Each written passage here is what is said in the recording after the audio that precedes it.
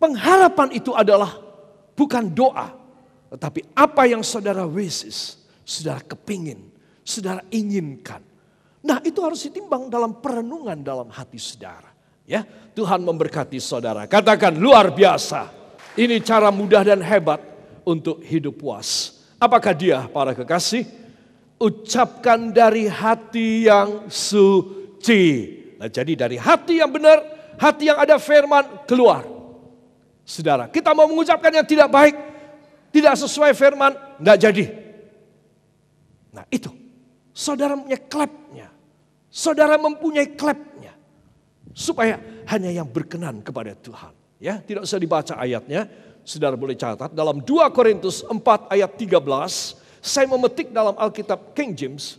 I believe and therefore have I spoken. Aku percaya dan itu sebabnya, itulah sebabnya telah have I spoken, telah kukatakan. Jadi apa yang saudara nggak percayai, jangan dikatakan. Amin. Jadi saudara harus punya keyakinan. I believe and therefore have I spoken. Aku percaya dan itu sebab telah kukatakan. Aduh Tuhan, ini menempelak saya. Ini menegur saya. Hamba seringkali mengatakan yang tidak hamba kepingin. Yang tidak hamba percayai. Tuhan bilang, Bapak saya mengatakan, kamu salah anakku. Kalau yang tidak kamu percayai akan terjadi kepadamu, ya jangan diomong. Contoh, saudara bangun pagi, saudara bersin-bersin, wahing-wahing. Ya. Saudara bilang apa? Wah ciloko iki meh loro aku. Mulai hari ini, detik ini, jam ini, saudara boleh omong gitu lagi apa tidak? Saudara harus bilang apa sekarang? Kalau tidak terus omong apa? Ya. Tidak pakai omongan begitu. Harus omong apa? Bapak, ini bukan doa loh. Tapi keyakinan saudara dalam hati. Ini kata-kata wishes saudara. Bapak, hamba tidak mau sakit. Itu yang kau percayai. Bahwa engkau tidak mau sakit. Katakan yang saya percayai. Bahwa saya tidak mau sakit. Itulah yang harus saya perkatakan. Beri tepuk tangan bagi dia. Haleluya. Tetapi kalau saudara bangun tidur lalu saudara bilang. Ya saudara bersin-bersin. Kemudian agak pusing sedikit ya. Kepalanya miring ke sana 90 derajat.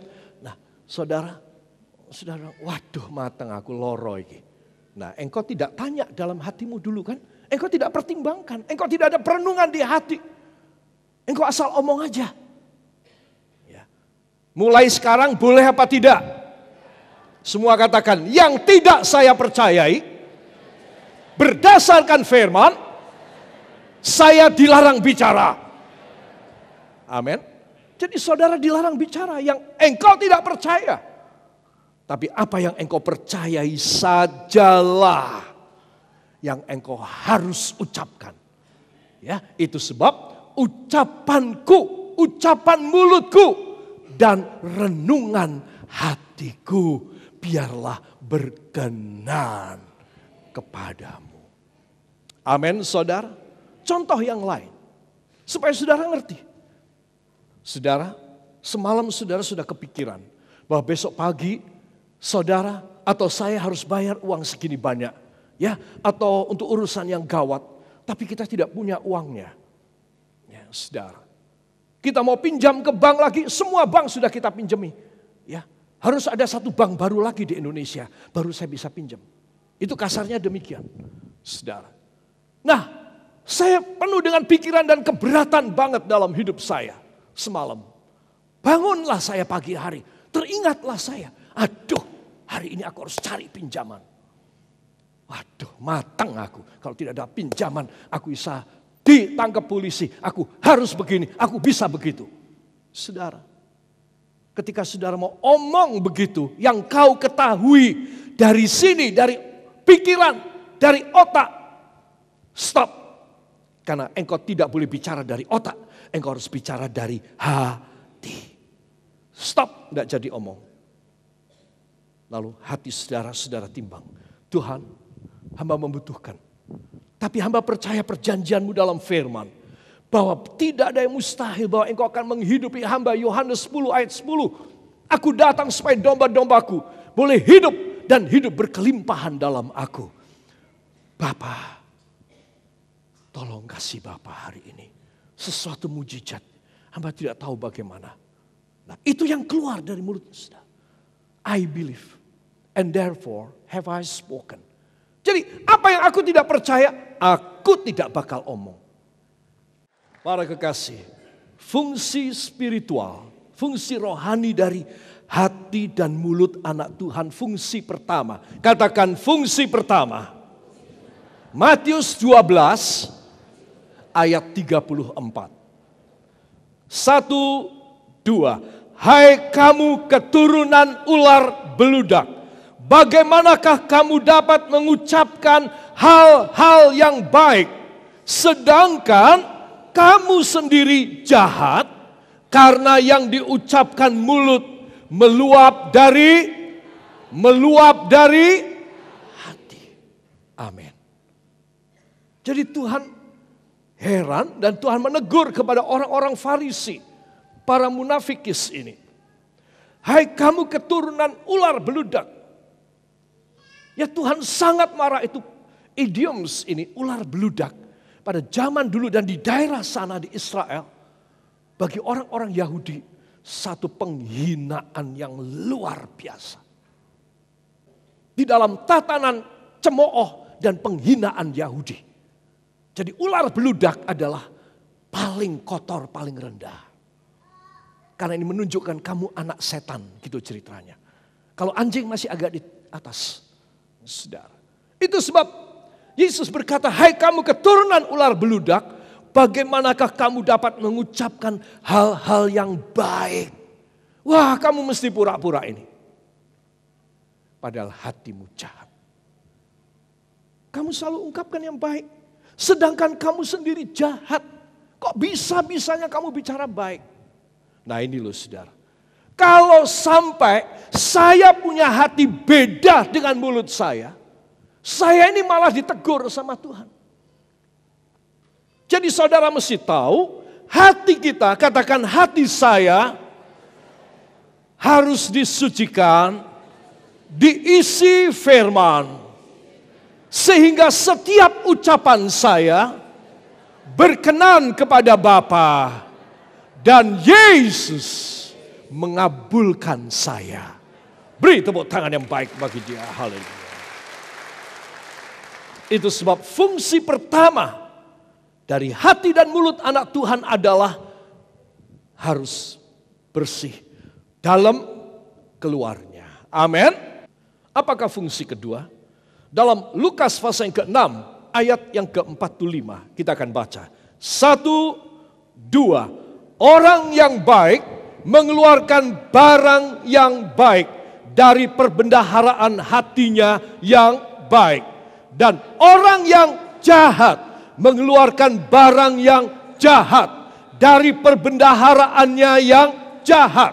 Karena yang diucapkan mulutnya meluap dari hatinya. Amin. Tuh, kayak apa fungsinya penting sekali hati kita ini. Sangat penting. Saya menyimpan yang jahat, saudara menyimpan yang jahat. Itu menjadikan saya orang jahat. Dan setiap produk yang keluar dari mulut saya jahat semata. Kalau saudara orang baik, engkau akan menjadi orang baik. Yang mengeluarkan barang yang baik. Kata barang itu adalah things. Anything that is good.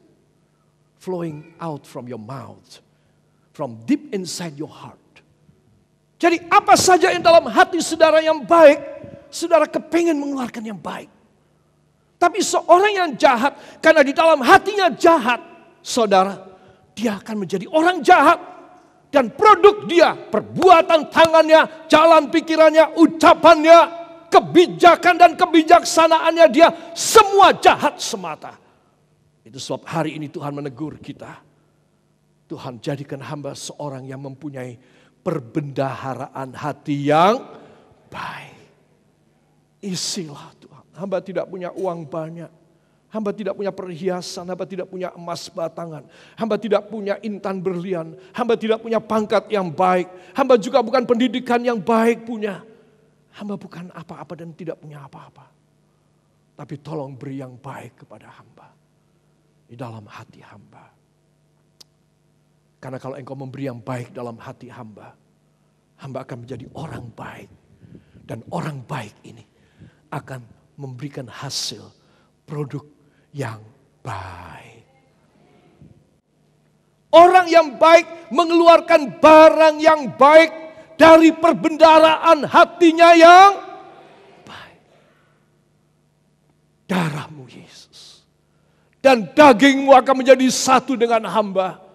Dan akan menyucikan hamba. Memulai satu hidup yang baru di dalam hidup hamba. Izinkan hamba makan dan minum tubuh dan darahmu Yesus. Supaya semua perbendaharaan yang jahat. Produk hidup yang jahat. Kau sucikan Tuhan. Kau bersihkan sama sekali dari hidup. Itu sebab judulnya saya tulis dalam bahasa Inggris. Good treasure of heart. Ini harta yang baik dari hati seseorang akan menjadikan tanda panah, menjadikan good man, orang baik, good woman, good boy, good girl. Dan kemudian akan menjadikan apa? Barang yang baik, good things, produk-produk yang baik. Tetapi kalau kita tidak mempunyai perbendaharaan, bank kita isinya tidak baik, pasti kita jadi jahat. Pasti jahat. Saya berdoa supaya darah Yesus menyucikan kita. Supaya sejak saat ini kita hanya menyimpan semua yang baik. Sehingga wishes, harapan. Belum doa, apalagi doa. Wah, hebat doa saudara. Sedangkan harapan pun sudah dikasih oleh Tuhan. Sudah diberi oleh Tuhan. Engkau akan mengagumi hidupmu bagaimana Tuhan itu baik buat engkau. Karena engkau belum sempat mendoakannya sekalipun. Engkau baru berharap, baru kepikiran. Tapi aku tunggu Tuhan. Wah, itu kata-kata yang baik. Aku tunggu Tuhan. Apa kehendak Bapa? Saudara, itu pun sudah berharga. Di telinga Tuhan, di scanningnya Allah sudah, di screeningnya Allah sudah bagus. Sehingga pada waktunya Allah, saudara menerima luar biasa. Coba, hati saya jahat. Saya orang jahat. Oh, saya bisa menipu. Saya bisa menipu dengan kedudukan saya. Hati saya, itu yang penting hati saya. Hati saya jahat. Saudara, bisa saya mendapat sesuatu yang baik? Enggak. Saya hanya bergaul dengan setan iblis. Semua kejahatan-kejahatan dalam hidup saya. Sampai satu saat kepala setan, Lucifer berkata, ini orang sudah cukup. Sekarang, saudara, habis saya. Saya mati, masuk neraka. Kenapa? Hati saya jahat. Itu sebab anak-anak Tuhan, jemaat yang kekasih. Good treasure of heart. Harta yang baik di hatimu akan menjadikan engkau baik. Dan apa saja yang kau ucapkan, apapun yang kau kerjakan dengan tanganmu dalam mencari nafkah, dalam rezeki, di dalam semua usaha, engkau akan menjadi baik dan menjadikan orang lain menjadi baik. Yakinkan dirimu. Kenapa? Karena apa yang kau ucapkan meluap dari hati yang baik. Mau demikian? Saya yakinkan saudara, Allah akan memberkati kita.